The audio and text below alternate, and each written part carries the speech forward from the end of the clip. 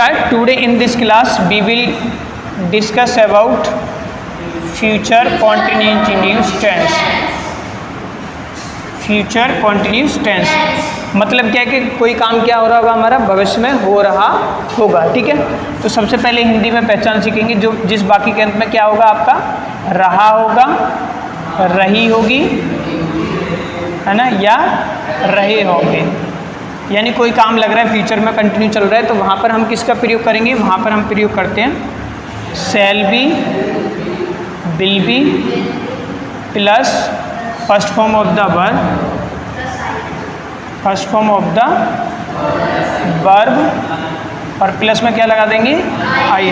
ठीक है, मैंने आपको बताया शैल बी का हम यूज़ मतलब मॉडर्न टाइम में क्या है, हम शैल का यूज़ नहीं कर रहे हैं। ठीक है, विल बी आपका करेक्ट है, बता दिया था पिछली क्लास में मैंने। ठीक है, हालांकि आई के साथ शैल जो लगता है वो ठीक है, कोई इशू नहीं है, तो आप इसको भी कंसीडर करोगे। या बोल तो स्पोकन में हम ज़्यादा यूज करते हैं।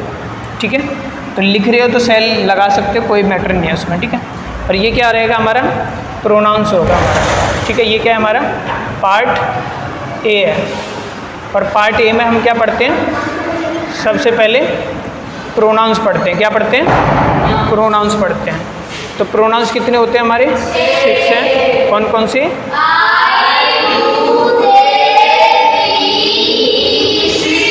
आई यू दे बी ही सी। ठीक है, तो एक एग्जाम्पल लेते हैं हम। एग्जाम्पल नंबर 1 लिया मैंने, जैसे वह, आपके एग्ज़ाम आ रहे हैं, चलो हम ये कर लेते हैं, वह पढ़ रहा होगा। ठीक है, वह पढ़ रहा होगा। तो अब देखो इसका मतलब वह पढ़ रहा होगा, तो भाई फ्यूचर में हम बात कर रहे हैं, यहाँ से हमें तो नहीं, हाँ भाई पढ़ रहा होगा वो, तो इस बाकी के अंत में क्या आ गया हमारा, रहा होगा। और हमने क्या सीखा, जिस बाकी के अंत में क्या आ जाए आपका, रहा होगा, रही होगी, रहे होंगे, है ना, या रही होगी, उसमें हम किसका प्रयोग करेंगे, shall be, will be plus first form of the verb plus ING। अब कन्फ्यूजन होता है किसके साथ किसका यूज होगा, तो सभी के साथ हम किसका यूज करेंगे, विल बी का। तो बोलो आई के साथ विल बी, यू के साथ विल बी, दे के साथ विल बी, बी के साथ विल बी, ही के साथ विल बी,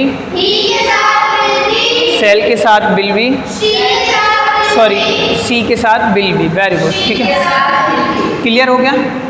ठीक है, तो बैक इंग्लिश क्या हो जाएगी, अब ही के साथ क्या आएगा, है ना, क्या आ जाएगा हमारा, विल बी। अब बात हो रही है पढ़ने की, तो पढ़ने की इंग्लिश बताइए, टू स्टडी, पढ़ना। तो रूल क्या कहता है, first form of the verb, तो स्टडी प्लस में क्या लगा देंगे, उसमें स्टडिंग। तो हम हमारा सेंटेंस क्या बन गया, ही विल बी स्टडिंग, वह पढ़ रहा होगा। दूसरा सेंटेंस देखो, वह नहीं पढ़ रहा होगा। अब फिर से इस बाकी के अंत में क्या है, रहा होगा, तो जिस बाकी के अंत में क्या है, रहा होगा, रही होगी, रहे होंगे, है ना, उसमें हम किसका प्रयोग करेंगे, shall be, will be plus first form of the verb plus ING का प्रयोग करेंगे। तो बैक इंग्लिश क्या हो जाएगी, ही, और ही के साथ क्या आएगा, ही विल बी, और नॉट हमेशा कब आता है, तो मैंने यहाँ पर क्या लिख दिया, नॉट लिख दिया। रूल क्या कहता है, first form of the verb का, तो स्टडी का मतलब क्या हो जाएगा, पढ़ना first form of the verb होगी, उसमें ING लगा देंगे। सेंटेंस क्या बन गया, he will be not studying. ये सेंटेंस सही है या गलत है, गलत है, क्यों गलत है, वेरी गुड। ये अब तुम सीख चुके हो, क्योंकि इसमें अगर हेल्पिंग वर्ब देखी जाए तो कितनी है हमारी, 2 है, एक विल है और एक क्या है हमारी, बी है। वैसे देखोगे तो 3 हेल्पिंग वर्ब होती है, एक शैल होगी, दूसरी क्या है आपकी विल है, और तीसरी क्या है हमारी बी है। मैंने कॉलम 1 लिख रखा है, वैसे आपकी को कैसे मिलेगा, शैल प्लस ऐसे करके मिलता है, शैल विल प्लस बी ऐसे मिलता है ना, या हम ऐसे कर देते हैं। ठीक है, तो कितनी होगी, 3 हेल्पिंग वर्ब हो जाती है हमारी इसमें। ठीक है, शैल का हम यूज नहीं करते स्पोकन में, राइटिंग में हम आई और बी के साथ लगाते हैं शैल। ठीक है, वैसे तो ही के साथ क्या आ जाएगा हमारा, विल, तो ये क्या होगी हमारी फर्स्ट हेल्पिंग वर्ब होगी। और हमने सीखा है नॉट हमेशा कब यूज़ करते हैं हम, फर्स्ट हेल्पिंग वर्ब के बाद, तो हम यहाँ पर क्या लगा देंगे, नॉट लगा देंगे, ही विल नॉट बी स्टडिंग।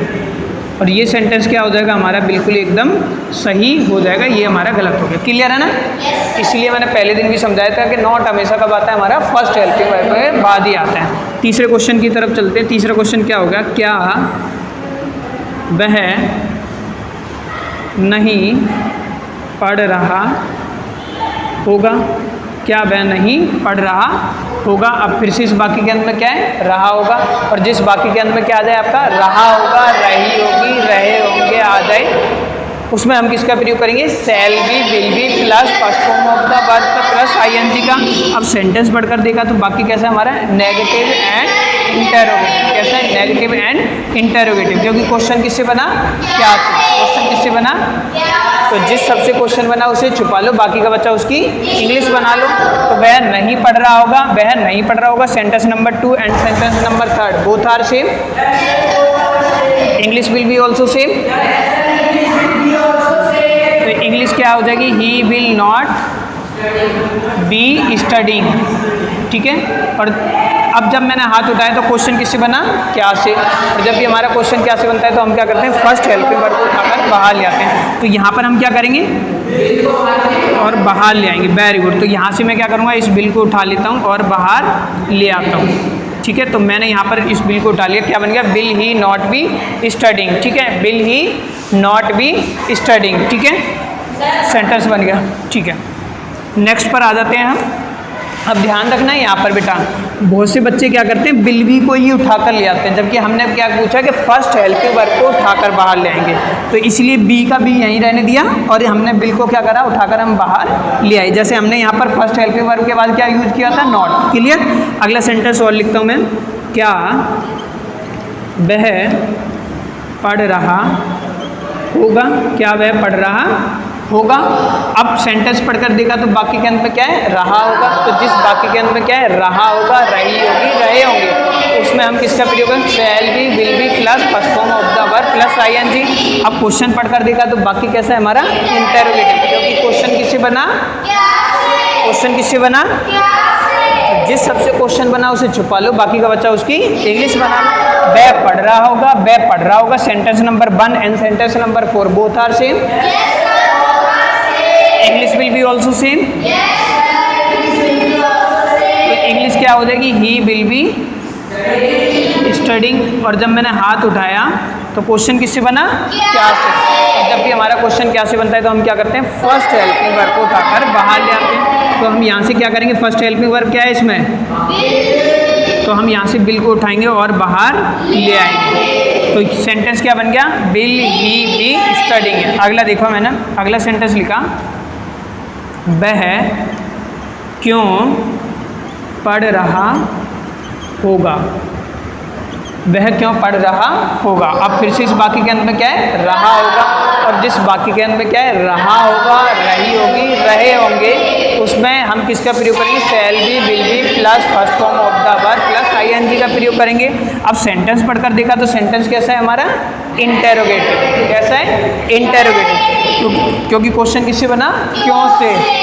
तो जिस सबसे क्वेश्चन बना उसे छुपा लो, बाकी का बच्चा उसकी इंग्लिश बना लो। वह पढ़ रहा होगा, वह पढ़ रहा होगा, sentence number 1 and 5 both are same, English will be also same. English क्या हो जाएगी, ही विल बी स्टडिंग। अब जब मैंने हाथ उठाया तो क्वेश्चन किससे बना, क्यों से। और जब भी हमारा क्वेश्चन क्या क्यों से बनता है तो पहला काम हमारा क्या, फर्स्ट हेल्पिंग वर्ब को उठाकर बाहर ले आते हैं। तो फर्स्ट हेल्पिंग वर्ब इसमें क्या होगी, तो हमने क्या करा, यहाँ से इस बिल को उठाया और हम बाहर ले आए। लेकिन हम उससे भी पहले क्या करते हैं, उस शब्द की अंग्रेजी लिखते हैं जिससे क्वेश्चन लिखता है। क्या करते हैं, उस शब्द की अंग्रेजी लिखते हैं जिससे क्वेश्चन। अब क्वेश्चन किससे बना, क्यों से, और क्यों की इंग्लिश क्या होगी, तो हम क्या करेंगे, उससे पहले उस शब्द की अंग्रेजी लिख देते हैं जिससे क्वेश्चन बनता है। तो यहाँ पर क्वेश्चन बना क्यों से, क्योंकि हमने इंग्लिश लिख दी। तो सेंटेंस क्या बन गया, why will he be, very good, why will he be studying. ठीक है, अब हेल्प WH फैमिली वर्ड और हेल्पिंग वर्ड दोनों साथ में, तो बाकी क्या है हमारा सही, अदरवाइज गलत। ठीक है, अगला सेंटेंस और देखो, मैंने लिखा, वह क्यों नहीं पढ़ रहा होगा। अब फिर से इस वाक्य के अंत में क्या है, रहा होगा, और जिस वाक्य के अंत में क्या है आपका, रहा होगा, रही होगी, रहे होंगे, तो उसमें हम किसका प्रयोग करेंगे, shall be, will be plus first form of the verb. ठीक है, अब मैंने सेंटेंस पढ़कर देखा तो वाक्य कैसा है हमारा, नेगेटिव एंड इंटेरोगेटिव, क्योंकि क्वेश्चन किससे बना, तो जिस शब्द से क्वेश्चन बना उसे छुपा लो, बाकी का बच्चा उसकी इंग्लिश बना लो। तो क्या बच्चा, वह नहीं पढ़ रहा होगा, वह नहीं पढ़ रहा होगा, sentence number 2 and sentence number 6 both are same, English will be also same.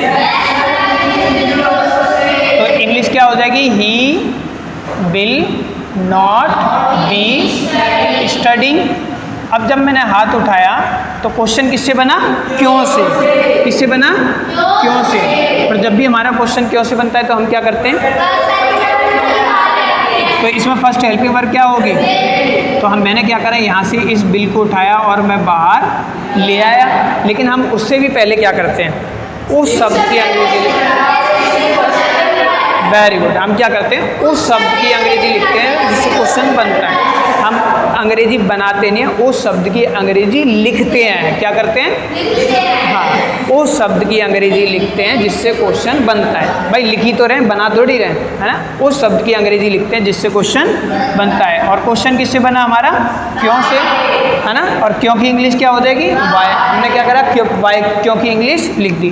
तो WH फैमिली वर्ड और हेल्पिंग वर्ड दोनों साथ में, तो वाक्य हमारा सही है, अदरवाइज गलत है। अगर कोई इसको इस तरीके से बना रहा है, why he will not be studying, तो ये सेंटेंस क्या हो जाएगा हमारा, गलत हो जाएगा। ठीक है, क्योंकि हमने पढ़ा हुआ है अगर हेल्पिंग वर्ब और WH फैमिली वर्ड और हेल्पिंग वर्ब दोनों साथ में, तो बाकी क्या रहेगा हमारा सही, अदरवाइज गलत होगा।